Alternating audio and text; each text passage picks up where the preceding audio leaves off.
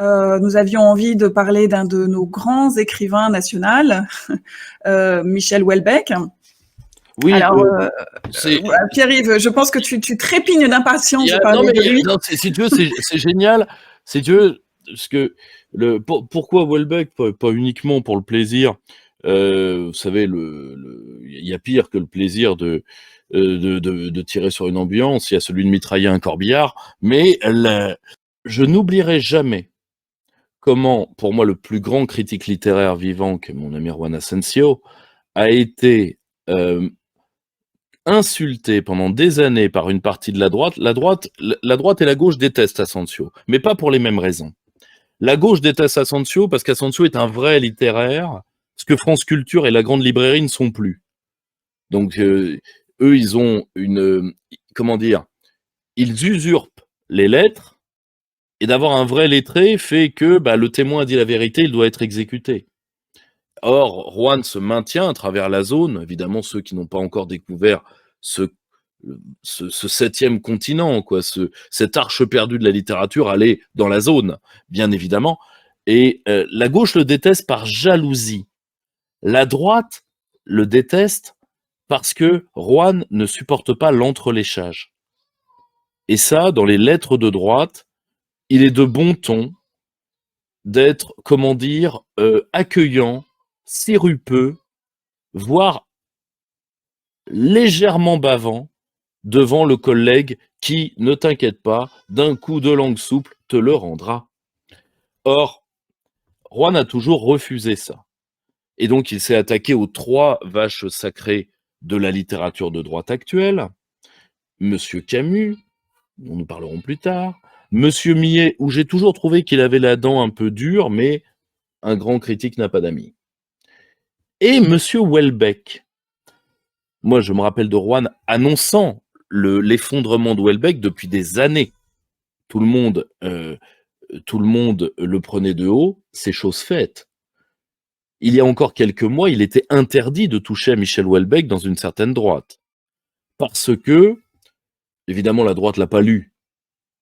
On va pas demander trop d'écart aux gens. Elle l'a pas lu, mais il avait eu des propos dont certains sont tout à fait sensés. Moi, par exemple, j'aime beaucoup le Houellebecq Brexiteur. Je trouve ça plus courageux que le programme aux européennes d'Éric Zemmour. Je le dis sincèrement. Mais le problème de Houellebecq, c'est qu'il a été victime de la droite. Premièrement, la droite actuelle, parce qu'il y a eu une droite voltairienne littéraire qui a eu de grands écrivains, même parfois de grands écrivains agaçants. Moi, j'ai jamais été dans le mythe des hussards.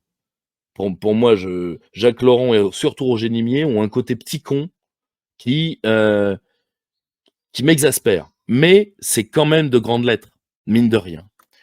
Mais au fur et à mesure que la droite a dégénéré intellectuellement, elle a eu besoin non pas d'écrivains qui avaient du souffle, mais d'écrivains qui la rassurent. Vous savez, exactement comme la dégénérescence de Annie Ernaux à Christine Angot rassure une certaine gauche, la droite a besoin de quelqu'un qui leur dise « Oui, ne t'en fais pas,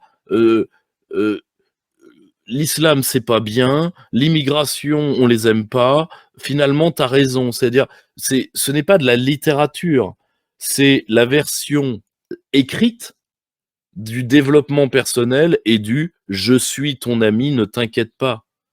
C'est grosso modo, c'est pour l'âge adulte ce que le manuel du guerrier de la lumière de Paulo Coelho est pour les adolescents. Moi j'adorais ça, adolescent, le manuel du guerrier de la lumière.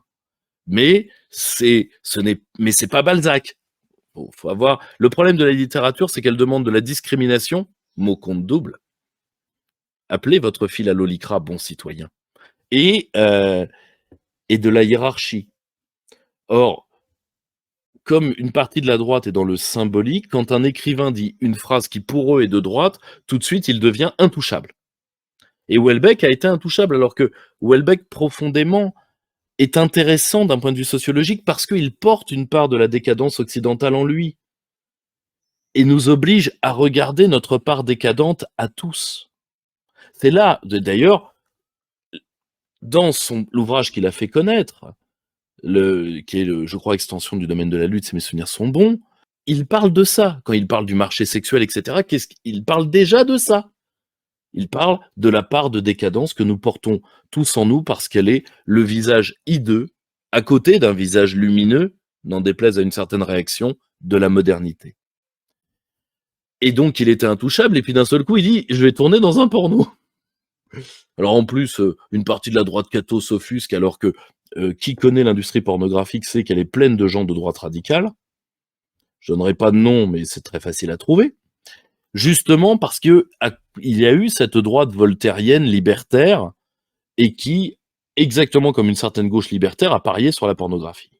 Or, Houellebecq fait le porno, alors ensuite, devant les problèmes, il veut interdire le porno, mais on apprend qu'en réalité, ça a été organisé par sa femme. Ouais, c'est fabuleux. C'est fabuleux.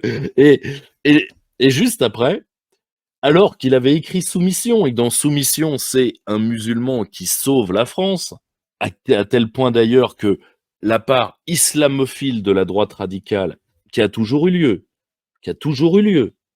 il y a eu des Henri Corbin, il y a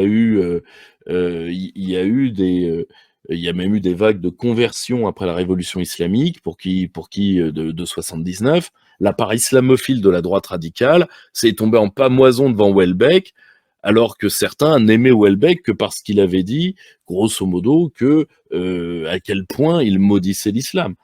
Et là, il vient de refaire belote, et là, toute la droite islamophobe déjuge ce qu'elle a adoré hier. Voilà, c'est le terminus des prétentieux. À un certain moment, il faut arrêter de, et ça je le dis pour toute une droite qui adore fantasmer, qui projette les fantasmes.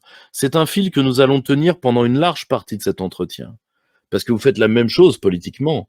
Vous faites la même chose avec le Danemark, vous faites la même chose avec l'Italie aujourd'hui, vous faites la même chose avec la Pologne, vous faites la même chose avec la Hongrie. À un moment, il faut se rappeler qu'on est ontologiquement seul sur Terre et qu'il n'y a pas de sauveur. Et que c'est nous qui nous sauverons nous-mêmes pour nos enfants. Et qu'à un moment, à force de croire, il y a des héros. Et le héros est une catégorie structurante. Moi, je suis un élève de Campbell, je suis un admirateur sans borne de Carlyle.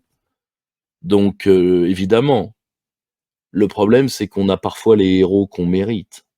Because it's the hero Gotham deserves, but not the one it needs right now. Et qu'à prendre des héros, on entend en prendre des vrais. La seule chose, c'est comme une part de la droite est dénationalisée, et finalement qu'elle aime bien le purin dans lequel nous sommes. Parce que, ce purin lui permet de ne pas avoir à penser, vu que on n'a pas à réfléchir. On veut pas être, d'ailleurs c'est le pamphlet ridicule d'Éric Nolot, sur la dingue Rousseau. C'est ridicule. Rousseau n'a pas le pouvoir. Déjà a-t-elle le pouvoir sur elle-même? Les psys délibèrent en colloque. Mais voyez, on a quelque chose à dire, on est contre Rousseau, oui d'accord. C'est l'équivalent d'envoyer des gamins se battre dans les rues pour conquérir le caniveau. Sandrine Rousseau n'a pas le pouvoir, que je sache. Vous voyez, c'est la grande hypocrisie d'une partie même des nôtres, qui éclate avec Houellebecq, alors que ce qui est intéressant dans Houellebecq, l'abbé Guillaume de Tanoirne me disait, il pourrait être un grand écrivain chrétien. Chrétien, non, mais exorciste, oui. Parce qu'il y a une part d'exorcisme chez Houellebecq. Est-il grand écrivain? À titre personnel, je n'ai pas la légitimité de me prononcer. Je laisse ça à Rouen. Donc Houellebecq est relativement intéressant pour répondre à ta question. C'est justement là où je vais intervenir. Mais il n'y a pas beaucoup de style. Et je termine, il n'y a pas beaucoup de style, il n'y a pas de réelle écriture chez Houellebecq. C'est un bon sociologue.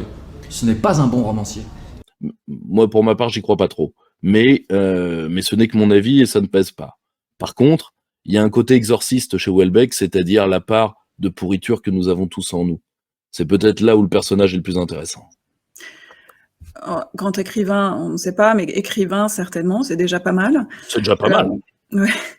Donc Michel Houellebecq, allégorie de nos propres dérives et aussi de notre propre confusion intellectuelle. N'oublions pas qu'il est amoureux de Bruno Le Maire depuis plusieurs années. Donc Pierre-Yves, avant de... Finalement, d'ailleurs, dans la pornographie, l'un dans l'autre, bien piètre choix de mots. Bon. C'est vrai. Chers camarades, si tu veux plus de contenu, de réinformation, d'éducation populaire et de formation intellectuelle, n'hésite pas à faire un don sur notre page Tipeee.